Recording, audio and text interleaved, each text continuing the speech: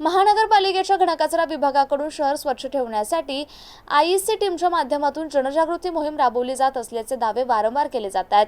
मात्र प्रत्यक्षात हे दावे पूर्णपणे फोल ठरताना दिसत आहेत. मजनू हिल रोडवरील डिव्हायडर्सवर नागरिक सर्रास कचरा टाकत असून अशी परिस्थिती केवळ एका भागापुरती मर्यादित नसून शहरातील बहुतांश भागात हे चित्र पाहायला मिळत आहे. विशेष म्हणजे कचरा उचलण्यासाठी नुकतीच नवीन एजन्सी नेमण्यात आली असली तरी तिचं काम कुठेच समाधानकारक दिसत नाही. सकाळपासूनच ठिकठिकाणी कचऱ्याचे ढीग साचलेले असतात आणि दुपारपर्यंत ते तसेच पडून असतात.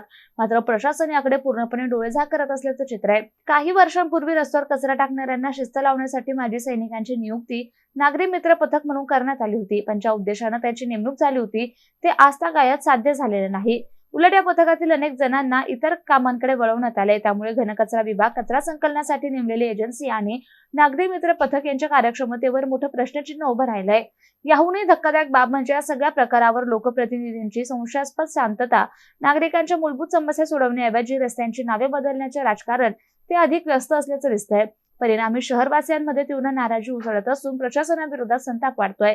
आता नागरिक थेट महापालिका आयुक्तांकडे धाव घेत तात्काळ लक्ष देऊन कडक कारवाई करण्याची जोरदार मागणी करतायत.